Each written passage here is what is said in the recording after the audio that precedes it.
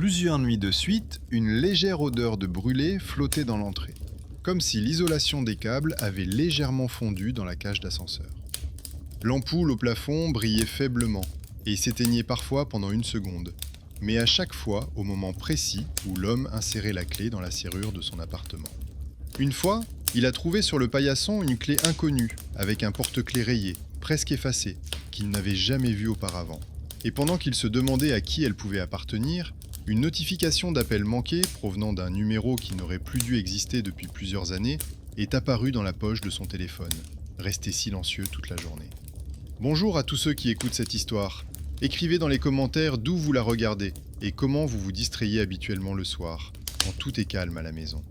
Je vous souhaite une écoute paisible, mais attentive. Il vivait seul dans un 2 pièces au 5e étage, où autrefois, avec sa femme, il rangeait soigneusement sur les étagères les assiettes offertes pour leur mariage et choisissait où placer les tasses qu'ils n'aimaient pas, mais qu'ils avaient du mal à jeter. 3 ans au moins s'étaient écoulés depuis sa mort. Mais l'appartement était toujours divisé en 2 parties, la sienne et la sienne, même si officiellement toutes les affaires lui appartenaient.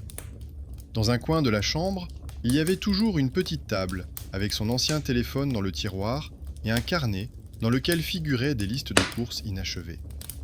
Il n'avait pas touché à ce téléphone, mais avait conservé son numéro dans son smartphone, bien en évidence, payé le tarif minimum et se disait qu'il n'avait tout simplement pas eu le temps de faire le transfert. En réalité, il avait peur qu'avec la résiliation du contrat, le dernier lien avec le jour où il n'avait pas répondu à son dernier appel disparaisse. Il travaillait à domicile, car cela lui permettait de concilier plus facilement travail et solitude. Tranquillement, sans explication, sans regards étrangers, qu'il percevait dans les premiers mois après les funérailles comme de la pitié ou une critique cachée, le soir, il avait pris l'habitude de mettre de l'eau à bouillir pour les pâtes, d'allumer la télévision, juste pour avoir un fond sonore, de poser son téléphone à côté de son assiette, comme leur téléphone était auparavant posé côte à côte, écran contre écran. À l'époque, cela semblait être un détail mignon. Aujourd'hui, c'est un rituel dont il aimerait se débarrasser, mais qu'il repousse chaque fois au lendemain. Il économisait ses forces comme il économisait son argent. Un pas de plus, une explication de plus, une visite de plus au bureau de l'opérateur lui semblait être une tâche difficile. Le jour où le premier appel a retenti, tout a commencé par cette odeur de brûlé. Il est revenu du magasin, un sac craquant entre les mains. L'ascenseur montait lentement et s'est arrêté entre 2 étages, comme s'il avait changé d'avis. Dans la cabine exiguë, ça sentait comme ça sentait ce soir-là, quand elle n'était pas rentrée à la maison. À ce moment-là, il avait aussi senti cette légère odeur de brûlé. Il avait pensé qu'il fallait appeler un électricien, mais il avait remis ça à plus tard. Dans le rapport du service d'enquête, il fut ensuite écrit que l'accident sur l'autoroute s'était produit à peu près au moment où il se tenait près de l'ascenseur et comptait les jours qui le séparaient de sa paix. Depuis lors, cette odeur était pour lui un rappel personnel que certaines choses auraient pu être faites différemment, même si personne ne l'avait directement accusé. De retour à son appartement, il posa le sac dans la cuisine et fit quelques gestes habituels. Il mit la bouilloire en marche, vérifia que le robinet de la salle de bain était bien fermé et regarda la batterie presque vide de son téléphone. Il parlait rarement à quelqu'un, sauf lors de rares appels professionnels. Il mettait également son téléphone en charge par habitude, sans raison particulière. L'eau dans la bouilloire commençait déjà à siffler lorsque l'écran du téléphone s'est allumé. Son nom est apparu, celui qu'il n'avait pas osé supprimer depuis 3 ans. La sonnerie était ancienne, celle qu'elle lui avait mise un jour en la qualifiant à moitié en plaisantant de nôtre. Le téléphone vibrait sur la table comme si quelqu'un l'avait poussé dessous la vitre. Il ne décrocha pas. Il regardait simplement l'écran, les chiffres du numéro entrant qu'il connaissait par cœur et la photo dans le petit cercle. Ils étaient tous les deux debout devant la mer, et auparavant, il lui semblait que son sourire était très éclatant. À présent, il lui semblait un instant que les coins de ses lèvres avaient tremblé, s'étaient légèrement adoucis et que son regard avait changé. Il coupa la sonnerie sans attendre qu'elle s'arrête d'elle-même. Son cœur battait comme s'il venait de monter les escaliers en courant, alors qu'il se tenait simplement debout au milieu de la cuisine. Quelques minutes plus tard, il ouvrit le journal des appels. Appel entrant, son ancien numéro. Durée 0 secondes. L'heure de l'appel coïncidait avec celle où il s'asseyait autrefois pour dîner. Exactement à la même heure où, le dernier jour, elle n'avait pas réussi à le joindre depuis la route, tandis qu'il était assis, furieux, dans l'ascenseur sans réseau, pensant qu'elle était encore en retard sans l'avoir prévenue. Le matin, il avait décidé que quelqu'un avait simplement enregistré un nouveau numéro avec les mêmes chiffres ou utilisé un service de substitution. C'était un adulte, habitué à se fier davantage aux explications terre-à-terre qu'aux histoires d'autres personnes sur les signes. Au travail, dans une correspondance, il avait même écrit à un collègue qu'il allait enfin s'occuper du tarif et de la configuration de son téléphone. Cette conversation était en soi un petit pas. Il partageait rarement sa vie privée, mais là, ses doigts avaient tapé d'eux-mêmes qu'il avait reçu un appel du numéro de sa femme, alors qu'il savait parfaitement que c'était impossible. Son collègue lui répondit par quelques mots de sympathie et lui conseilla de contacter le service d'assistance de l'opérateur. Il a appelé l'opérateur en fin d'après-midi. On l'a transféré d'un spécialiste à l'autre, on lui a demandé ses données d'identité, son numéro de contrat, on lui a demandé si l'ancien numéro était lié à une carte SIM active. Il a perçu une légère fatigue et une certaine irritation dans l'une des voix. On lui a expliqué que le numéro était fermé depuis longtemps, qu'il n'avait pas été réattribué et qu'il était impossible d'émettre ou de recevoir des appels avec ce numéro. L'employé a ajouté qu'il s'agissait peut-être d'un problème technique d'affichage et lui a conseillé de redémarrer son téléphone. Il a noté le numéro de la demande dans son carnet, simplement parce qu'il avait l'habitude de tout noter. C'était la première petite note de sa vie, où, à côté du nom de sa femme, figuraient des chiffres qui n'étaient pas liés à la date de son décès ou de ses funérailles. Le soir, il sentit à nouveau cette odeur. Cette fois-ci, ce n'était pas dans l'ascenseur, mais devant sa porte. C'était comme si quelqu'un venait le transporter une poêle chaude dans l'escalier, laissant une trace de métal chaud dans l'air froid. Une clé inconnue gisait sur le paillasson. Il la tourna entre ses mains, remarqua que le métal était légèrement chaud et décida que quelqu'un l'avait laissé tomber. Il la posa sur la plaque publicitaire pour que son propriétaire la voie. À ce moment-là, son téléphone était dans la poche de sa veste, éteint et à moitié déchargé. Alors qu'il coupait du pain dans la cuisine, le téléphone vibra à nouveau et s'alluma. Même numéro, même mélodie. Il regarda machinalement l'horloge murale. L'aiguille venait de passer sur l'heure habituelle de leur dîner commun et s'était bloquée pendant 1 seconde, comme si quelqu'un avait appuyé dessus avec ses doigts.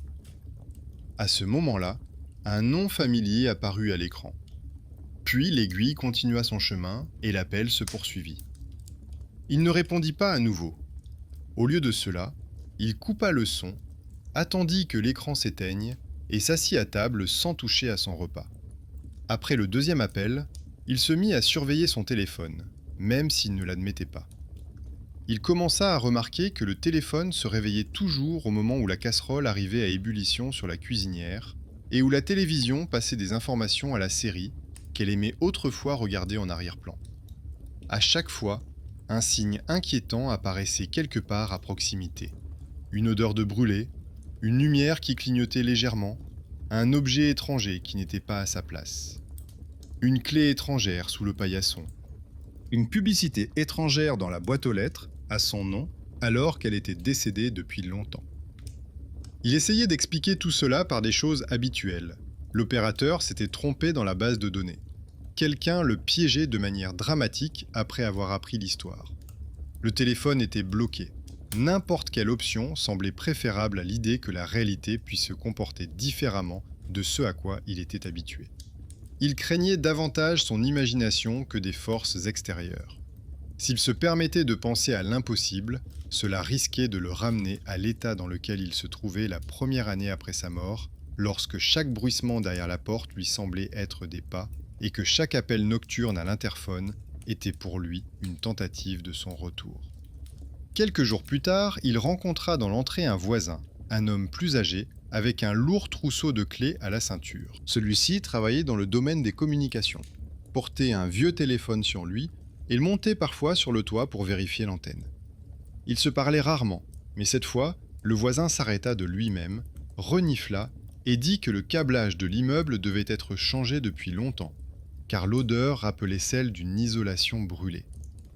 Il remarqua au passage que les lignes téléphoniques de leur maison fonctionnaient bizarrement. Le même numéro apparaissait parfois comme interne, alors qu'il était déconnecté depuis longtemps. Cette conversation lui sembla être une plainte anodine, mais elle allait plus tard devenir l'un des éléments les plus importants de son propre plan. Il est rentré chez lui, et pour la première fois depuis longtemps, il ne s'est pas assis devant la télévision, mais à table avec un bloc-notes. Sur une page, il a soigneusement noté les dates et les heures des 2 appels étranges. Il y a ajouté une note sur l'odeur de brûlé et la clé étrangère. Sur la page suivante, il nota le numéro de la demande d'assistance et un résumé de la réponse de l'opérateur. Son travail de comptable et son habitude de tout noter firent leur œuvre. Il commença à considérer ce qui se passait comme un rapport qu'il était encore trop tôt pour remettre, mais qu'il était déjà temps de remplir. C'est lui-même qui a fait le premier pas décisif qui a aggravé la situation. Un soir, il n'a pas simplement attendu l'appel, mais a mis le téléphone en mode enregistrement d'écran à l'avance et a placé à côté un dictaphone qu'il avait acheté autrefois pour son travail. Il voulait attraper au moins une trace technique, un bruit, une panne, un signal étrange. Lorsque la sonnerie retentit, il ressentit une pression familière dans sa poitrine, mais se força à ne pas décrocher. Les chiffres sur l'écran défilèrent, comptant les secondes de l'appel entrant. Il ne porta pas le combiné à son oreille, mais n'interrompit pas l'appel. Il resta simplement assis à regarder la minuscule photo de son visage s'afficher encore et encore, tandis que le répondeur clignotait régulièrement d'un point rouge indiquant l'enregistrement. Après l'appel, il a écouté l'enregistrement. Rien d'inhabituel. Le son standard de la mélodie, légèrement amplifié par la vibration du boîtier sur la table. À la 40e seconde, il y eut un bref cliquetis en arrière-plan, comme si quelqu'un avait allumé la lumière dans le couloir, alors que toutes les lampes de l'appartement étaient éteintes. À ce moment-là, le fond sonore général s'est interrompu pendant une fraction de seconde, comme si quelqu'un avait mis en pause tous les sons environnants. Il a fait défiler l'enregistrement dans les 2 sens jusqu'à ce qu'il soit convaincu qu'il ne s'agissait pas de son imagination ou d'un bug du lecteur. Quelques jours plus tard, il se décida à franchir une nouvelle étape. Il appela lui-même l'ancien numéro de sa femme. Le message indiquant que le numéro était en cours de composition s'afficha quelques secondes à l'écran. Puis, plus rien. Pas de bip court, pas de message d'erreur, juste un écran vide et le temps qui continuait à compter les secondes. Il a interrompu l'appel et a remarqué que, pour une raison quelconque, cet appel était marqué comme interne dans le journal, comme s'il avait appelé un numéro professionnel. Cela correspondait à la plainte du voisin concernant d'étranges lignes internes. Il a fait une autre note dans son carnet, soulignant le même mot. Pendant tout ce temps, sa motivation restait simple et obstinée. Il n'essayait pas d'appeler ou de retenir les morts. Au contraire, il voulait enfin comprendre ce qui se passait afin d'avoir le droit de lâcher prise. Sa peur était très terre-à-terre. Il ne craignait pas les fantômes, mais l'idée que sa propre culpabilité pour le dernier appel manqué avait pris une telle ampleur qu'elle rongeait la réalité qui l'entourait. S'il s'avérait que tout cela était explicable, il pourrait se dire qu'il avait simplement gardé trop longtemps un numéro qui aurait dû être désactivé. Sinon, il faudrait admettre que la communication entre les vivants et les morts passait parfois par les mêmes câbles que les appels professionnels. À la fin de la première semaine d'appels étranges, un autre détail insignifiant à première vue est apparu dans son carnet. À chaque fois après un appel, la lumière dans l'entrée commençait à fonctionner un peu différemment. L'ampoule s'allumait avant que le détecteur de mouvement ne se déclenche, comme si quelqu'un passait dans l'escalier devant lui. Sur l'une des feuilles, il nota avec hésitation « ampoule, ascenseur, odeur de brûlé, sonnerie, même heure ». Cette chaîne de faits ne prouvait encore rien, mais c'est précisément elle qui sera remarquée par une personne qu'il considérait auparavant comme insignifiante et même légèrement obsessionnelle. Le soir où il se décidera enfin à affronter directement la source de l'appel, tout commencera par un détail similaire. Dans sa boîte aux lettres, il trouvera une enveloppe sans adresse de retour, contenant une impression avec le logo de l'opérateur, alors qu'il n'a rien commandé. Le tableau indiquera plusieurs appels entrants, provenant d'un numéro qui est répertorié comme fermé, et une ligne étrange dans la colonne « Source du signal », indiquant non pas une station de base, mais un appareil fixe situé là où, selon lui, il n'y avait plus ni connexion ni respiration depuis plusieurs années. L'enveloppe ne contenait ni lettres ni caché avec les marques habituelles du bureau de poste. Seul le logo de l'opérateur, l'impression et une légère odeur chimique d'encre fraîche qui ne cadraient pas du tout avec leur vieille entrée d'immeuble qui n'avait pas été rénovée depuis longtemps. Le tableau contenait des lignes avec les dates et les heures des appels entrants. Dans la colonne « Numéro d'où provenait le signal », figurait une série de chiffres familiers, qui étaient depuis longtemps pour lui presque un symbole du passé. Un peu plus loin se trouvait la colonne « Statut du numéro », avec une mention claire indiquant qu'il était fermé. Et dans la colonne « Source », au lieu de la station de base standard, il y avait une ligne qu'il relut plusieurs fois. Une ligne fixe, reliée à un petit bâtiment à la périphérie, où il ne s'était rendu qu'une seule fois dans sa vie, lorsqu'il avait rempli les documents pour les funérailles. Ce point sur la carte n'était autrefois pour lui qu'un simple local de service du cimetière. Un couloir étroit, un bureau avec une armoire métallique, une table sur laquelle étaient posés des registres remplis de notes et un vieux téléphone noir qui sonnait sans arrêt pendant que quelqu'un inscrivait de nouveaux noms dans un cahier. À l'époque, il détournait délibérément le regard de cette table et des personnes qui s'y rendaient, afin de ne pas penser que de tels bureaux existaient en nombre. Aujourd'hui, son propre téléphone portable lui assurait que les appels de sa femme passaient d'une manière ou d'une autre par cette ligne. Il resta longtemps assis devant l'impression dans la cuisine, le thé refroidissait à côté de lui, l'horloge tic-taquait sur le mur. L'aiguille avançait, et dans sa tête, il essayait d'élaborer un schéma simple.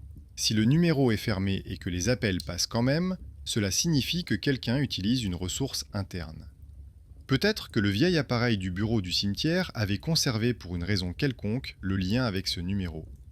Peut-être que quelqu'un appelait depuis cette ligne et que, par erreur, son téléphone affichait les chiffres familiers.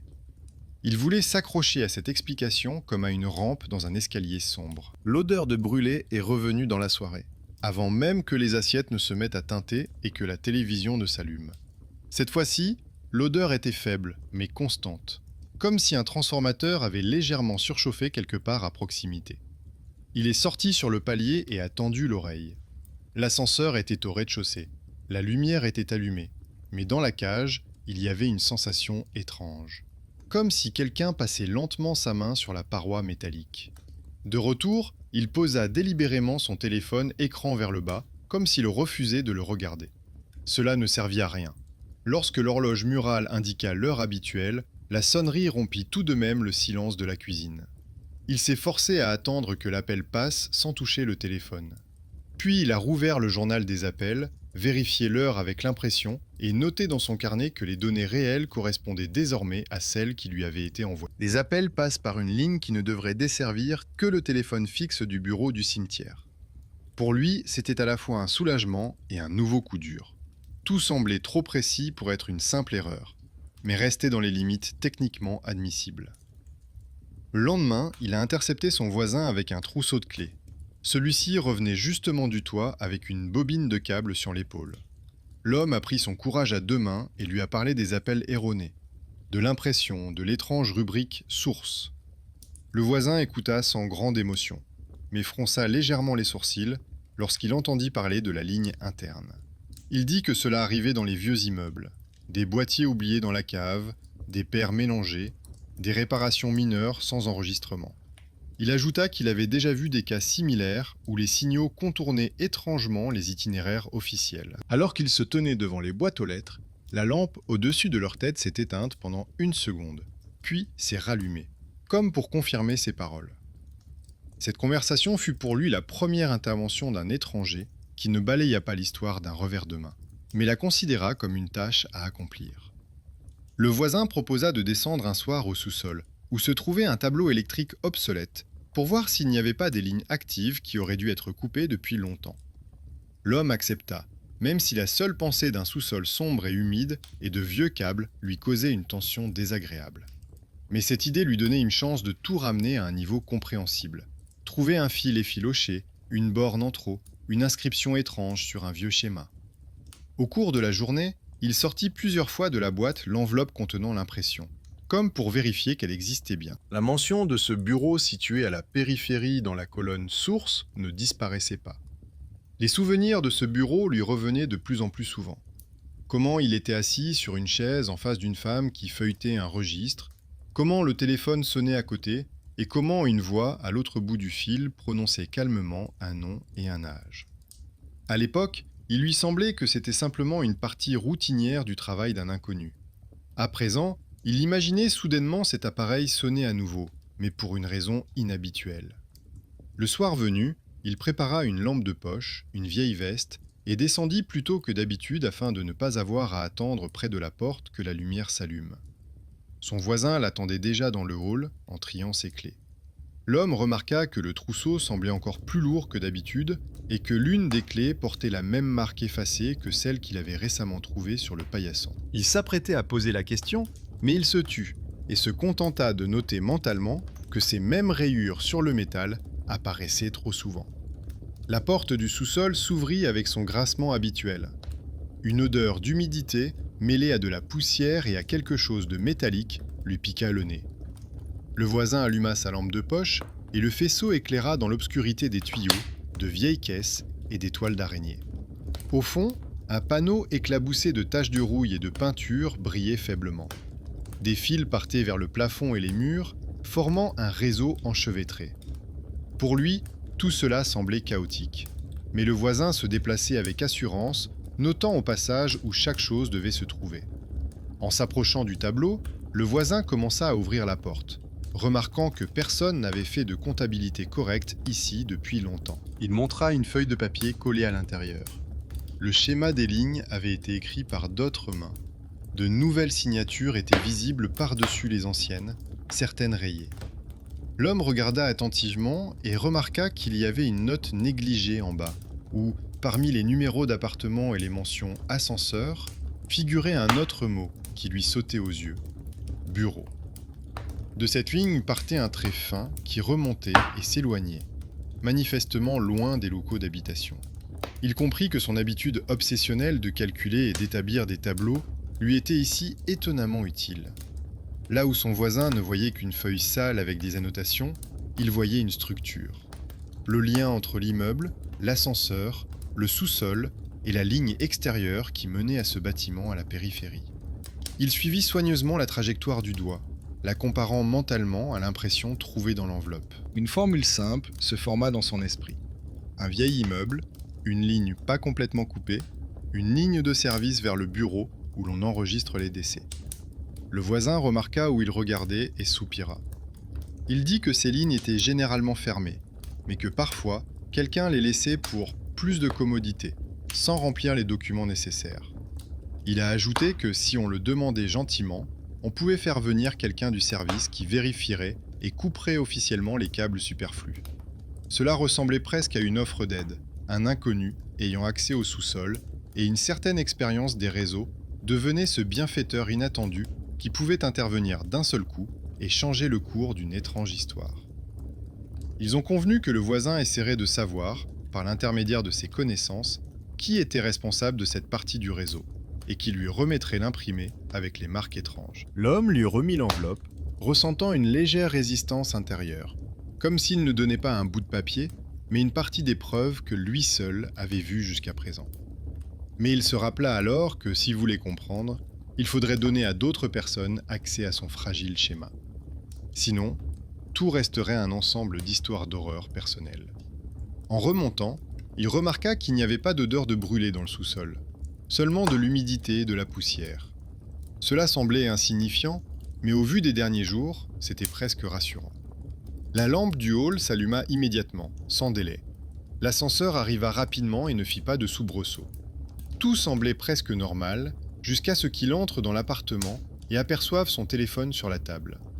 L'écran était noir, comme il se doit pour un appareil éteint que personne n'avait touché. Mais lorsqu'il s'approcha, il remarqua qu'un cercle de poussière légèrement estompé entourait le téléphone, comme si quelqu'un l'avait récemment pris dans sa main et l'avait reposé en le tournant légèrement. Il était sûr de l'avoir laissé autrement. Il avait déjà accumulé beaucoup de petits détails de ce genre dans son carnet et avait appris à se fier à ses propres observations. Il ne mit pas tout de suite son téléphone en marche.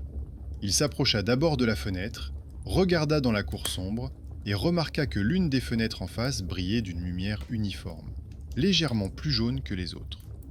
Sur le rebord de la fenêtre, quelqu'un avait posé un vieux téléphone fixe, très similaire à celui qui se trouvait dans le bureau du cimetière. Il ne savait pas s'il voyait vraiment cela ou s'il était en train d'imaginer la scène. Mais dans tous les cas, il comprit qu'il ne suffirait pas de simplement désactiver son numéro. Trop de lignes convergeaient en un seul endroit. Son appartement, le sous-sol, le bureau à la périphérie. Trop souvent, l'odeur de brûlé, le clignotement de la lumière et les appels téléphoniques coïncidaient avec les heures où elle appelait autrefois. Il finit par allumer son téléphone. La batterie indiquait un peu moins de la moitié de sa charge, bien qu'il ne se souvienne pas l'avoir mis en charge. Le journal des appels n'avait pas changé. Il n'y avait pas de nouveaux appels entrants. Mais une nouvelle icône était apparue dans les notifications. Un message manqué du service de l'opérateur indiquant que sa demande avait été clôturée. Le texte indiquait qu'aucun problème technique n'avait été détecté, que les lignes fonctionnaient normalement et que le numéro qu'il avait indiqué était fermé et inutilisé. Cette réponse formelle a mis un point final à son schéma interne, mais pas là où il l'espérait. Les services lui ont assuré que tout était en ordre. Il ne restait plus que ses remarques, ses notes dans son carnet, la clé d'un inconnu, l'odeur de brûlé et les bruits que personne d'autre que lui n'avait remarqués. À ce moment-là, il s'est senti pour la première fois non seulement comme un veuf solitaire avec un téléphone du passé, mais aussi comme un homme pris entre deux systèmes de comptabilité, l'un humain, l'autre technique. Dans l'un, tout est classé par colonnes et signatures, dans l'autre, par souvenirs et petites coïncidences. La nuit, il se réveilla à cause du silence. Pas à cause du bruit, mais précisément à cause d'un silence trop épais, dans lequel il n'y avait même pas le bourdonnement lointain de l'ascenseur, ni le bruissement des voisins. Le téléphone était posé sur la table de chevet à côté du lit, l'écran n'était pas allumé. Il regarda l'heure et comprit qu'il était encore loin de l'heure habituelle des appels du soir. Mais il avait la sensation, presque physique, que quelqu'un était déjà en train de composer un numéro quelque part. Il resta allongé à écouter le battement de son sang dans ses oreilles et pensa qu'il allait devoir faire lui-même le prochain pas important. Ne pas attendre qu'on l'appelle, mais se rendre là où, d'après tous les documents, il ne pouvait y avoir d'appel. Avant l'aube, il finit par s'endormir, laissant dans le cahier posé sur la table une nouvelle note écrite d'une main tremblante. Sous-sol, bureau, ligne. Je dois y aller moi-même. Cette phrase marqua le moment où il cessa d'espérer que quelqu'un d'autre effacerait soigneusement son passé à sa place. Devant lui s'étendait la route menant à la périphérie, vers un petit bâtiment avec une armoire métallique et un appareil noir, où il avait déjà mis fin à une relation une fois, et où il s'apprêtait maintenant à vérifier si elle avait vraiment été rompue. Le matin, il s'était réveillé avec la conviction qu'il ne pouvait plus continuer ainsi. Dans la cuisine, sous la tasse de thé à moitié vide, une tache humide avait pris de l'ampleur, alors que le soir, il avait laissé la table sèche. Il essuya la trace, rangea l'enveloppe de l'opérateur dans son sac avec son carnet et son ancien passeport, et se surprit à avoir le sentiment que la maison le laissait partir pour peu de temps, comme quelqu'un qui est obligé de revenir. Le chemin vers le bureau à la périphérie lui était familier depuis le jour des funérailles. À l'époque, il comptait les arrêts. Aujourd'hui, il remarquait les détails. Les mêmes entrepôts gris, les vieux garages, les rares personnes avec des papiers à la main. Le bâtiment n'avait pas changé non plus. La façade délavée, le grincement des marches, l'odeur de désinfectant et de papier. À l'intérieur, une file d'attente, des tickets, des vitres, des magazines. Dans ce monde, chaque événement devait avoir une ligne et une signature. Et cela rendait les choses un peu plus faciles. Quand son tour est arrivé, il a calmement expliqué qu'il recevait des appels provenant du numéro secret de sa femme, que l'opérateur lui avait donné une impression papier indiquant que la source était leur ligne.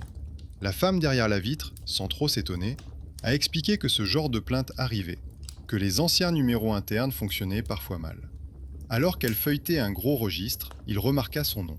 D'abord une inscription datant de 3 ans concernant la fermeture du numéro, puis plus bas une nouvelle ligne concernant une nouvelle demande. C'était la première trace évidente de son étrange histoire dans le système administratif étranger. L'employé appela un technicien. Un homme de petite taille, vêtu d'une veste simple, prit l'impression, le journal, l'écouta sans poser de questions superflues, se contentant de préciser à plusieurs reprises l'heure des appels. Il y avait quelque chose de familier et d'invisible dans ses manières. Un homme sans lequel tout fonctionne, mais dont personne ne se souvient. Il a dit que les anciennes branches du réseau vivaient parfois leur propre vie et a proposé de vérifier l'appareil interne et le journal des appels de service. Pour cela, il fallait entrer dans une pièce où les visiteurs habituels n'étaient pas admis. À l'intérieur se trouvait un appareil noir, plusieurs cahiers poussiéreux et des schémas de lignes décolorées. Le technicien a allumé la lampe, ouvert le journal à l'année souhaitée et commencé à chercher les dates données par l'opérateur. L'heure à laquelle le téléphone avait sonné chez lui restait vide dans la colonne des appels entrants. Il n'y avait rien, ni erreur, ni connexion. Mais plus loin, sur la dernière page, il y avait une nouvelle inscription d'une autre écriture. Son numéro, une note indiquant qu'il y avait eu un appel entrant, une voix féminine, l'abonné ne s'était pas présenté. La date correspondait au soir où il avait décidé pour la première fois de ne pas raccrocher immédiatement et d'écouter la respiration jusqu'à la fin. Le technicien sortit et parla au gardien qui était de service ici le soir. Ce dernier se souvint d'un appel étrange. Le téléphone avait sonné alors que le voyant de la ligne n'était pas allumé. Il y avait une respiration dans le combiné et des mots féminins, comme si elle s'adressait à une toute autre personne. Le gardien s'était présenté plusieurs fois, puis la communication avait été coupée. L'homme comprit que son cauchemar personnel était désormais gravé, non seulement dans sa mémoire et dans l'impression de l'opérateur, mais aussi dans le journal de service d'un bureau étranger. Le technicien a dit qu'il remplirait une demande technique, ferait des copies des journaux et les transmettrait aux responsables des lignes. Ces paroles ne contenaient aucune promesse d'expliquer tout cela jusqu'au bout, mais l'essentiel était là. Il reconnaissait qu'il ne s'agissait pas d'une invention ou d'un caprice, mais d'une véritable panne qu'il ne fallait pas ignorer. Cet homme discret, muni de clés et d'un accès, est devenu de manière inattendue le bienfaiteur qui, d'une seule décision, a fait avancer les choses, même s'il reste, de par son statut, un simple technicien. Quand il est sorti dans la rue, l'air était humide et sentait le bitume mouillé. À l'arrêt de bus, il a sorti son téléphone uniquement pour vérifier l'heure et a vu l'icône d'un appel manqué. L'appel était arrivé au moment où il se tenait debout devant la table avec l'appareil noir. Le numéro était toujours le même. Cela ne ressemblait plus à une coïncidence, ni à une simple erreur de routage. L'appel suivait manifestement ses pas. À la maison, il posa le téléphone sur la table et resta longtemps debout près de la fenêtre, scrutant la cour sombre. Jusqu'à aujourd'hui, il s'était contenté de se défendre, de courir après des explications, d'essayer d'impliquer dans son histoire les opérateurs, les employés du bureau, le technicien, le gardien. Il était désormais clair que la ligne le suivait pour une raison quelconque, et non leurs journaux.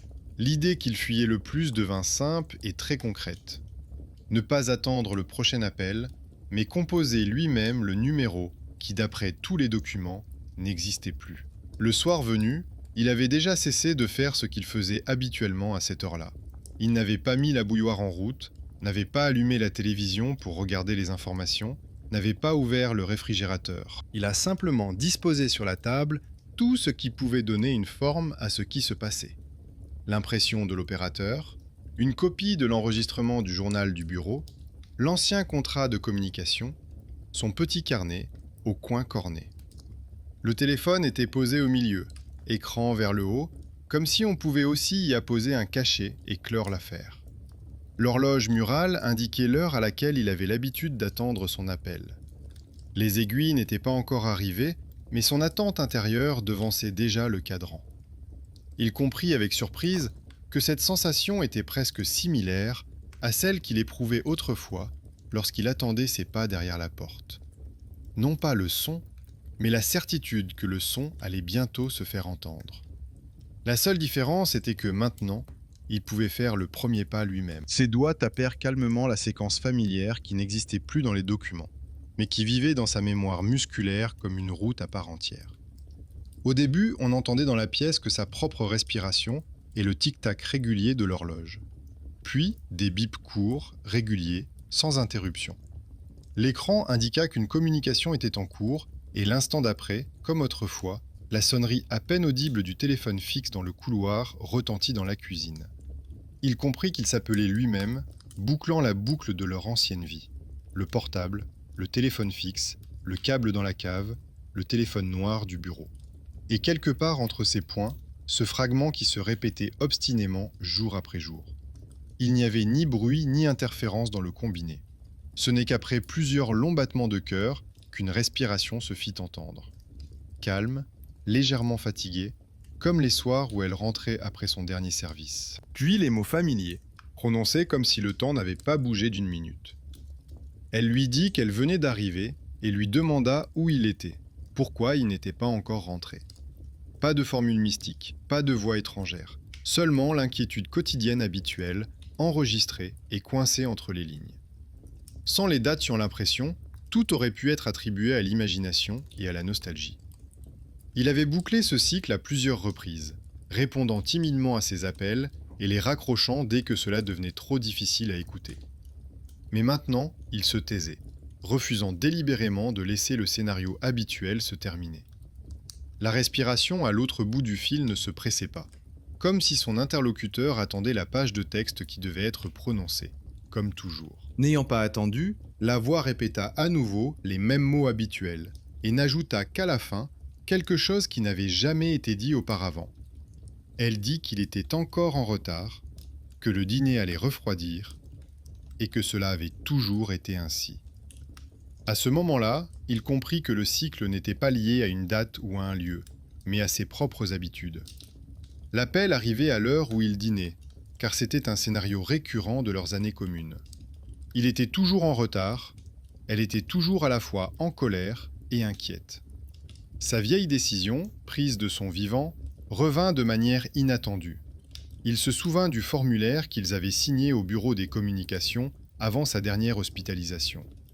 À l'époque, elle avait insisté pour bénéficier d'un service qui, en cas de panne ou de coupure, transférait ses appels vers son numéro personnel afin qu'il puisse la joindre. Elle trouvait effrayant de disparaître du réseau, de rester sans communication. Elle avait peur de disparaître en silence. Il se leva, ouvrit le tiroir contenant les dossiers et trouva une fine pochette transparente avec leur ancien contrat. Dans l'avenant, en petits caractères, figurait le service de transfert, activé quelques semaines avant sa mort. Venaient ensuite des notes concernant la fermeture du numéro, mais nulle part il n'était indiqué que ce service avait été désactivé. La simple inattention de l'employé qui avait coché les cases avait fait son œuvre. La ligne semblait toujours l'attendre, essayant chaque soir de rétablir une conversation impossible. Le choix ancien d'une personne vivante s'était transformé en quelque chose qui ressemblait à un signal obstiné venant de nulle part.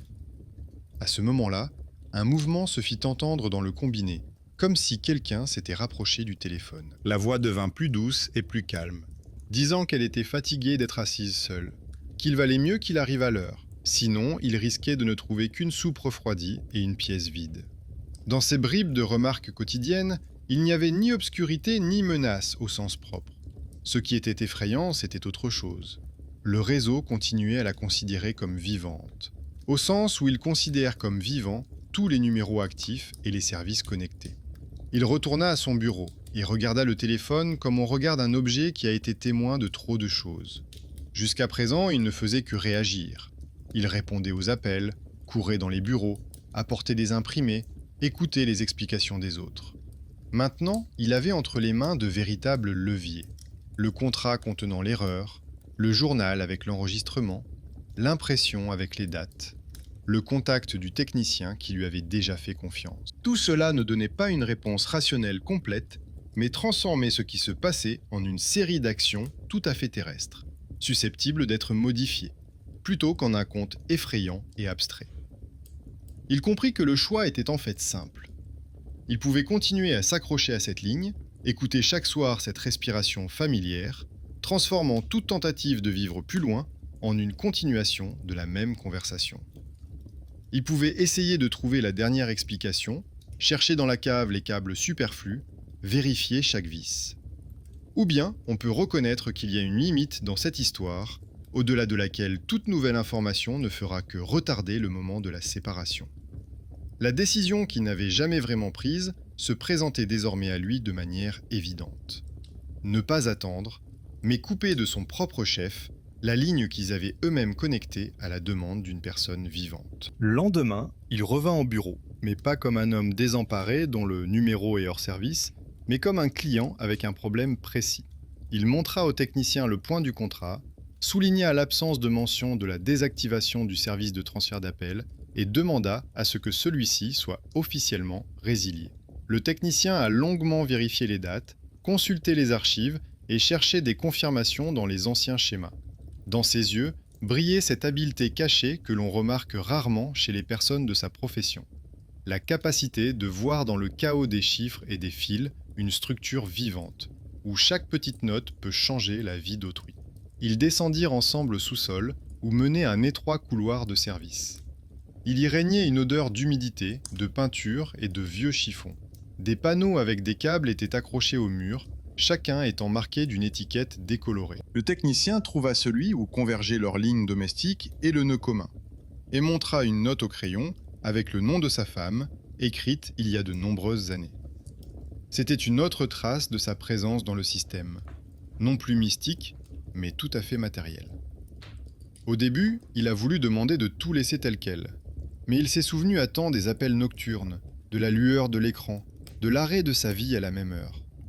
Le technicien a soigneusement déplacé quelques fils, retiré l'ancienne étiquette, inscrit une nouvelle note dans son carnet et déclaré que la redirection était complètement désactivée et que la ligne ne fonctionnerait désormais que pour sa destination initiale. Pas de solennité, pas de rituel particulier, juste le travail habituel d'un homme que personne ne qualifierait de héros. Pourtant, c'est précisément son attention et sa volonté de se plonger dans l'étrange histoire d'un inconnu qui ont discrètement mis fin à ce qui semblait depuis longtemps être une malédiction insoluble. Ce héros méconnu s'est avéré être celui qui a mis un point final là où les autres ne voyaient que des coïncidences absurdes. Le soir, il a quand même mis la table par habitude, même s'il n'a pas mis de deuxième assiette. L'horloge murale approchait inexorablement de l'heure fatidique, et tous les scénarios précédents lui sont automatiquement revenus à l'esprit. Le téléphone allait sonner, l'écran s'allumerait, le souffle dans le combiné coïnciderait avec le tic-tac, et la nuit se passerait à nouveau dans l'hésitation entre l'espoir et la peur. Le téléphone était à côté de lui, et le silence autour était presque palpable. L'heure était venue, et rien ne se passait.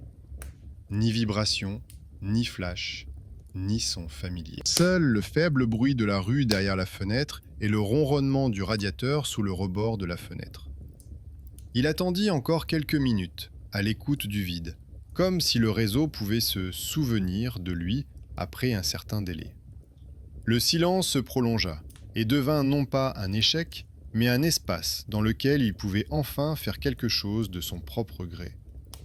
Un étrange mélange de sentiments monta en lui, soulagement, colère, amertume. Comme si on lui avait retiré son dernier lien et en même temps rendu la capacité de décider par lui-même.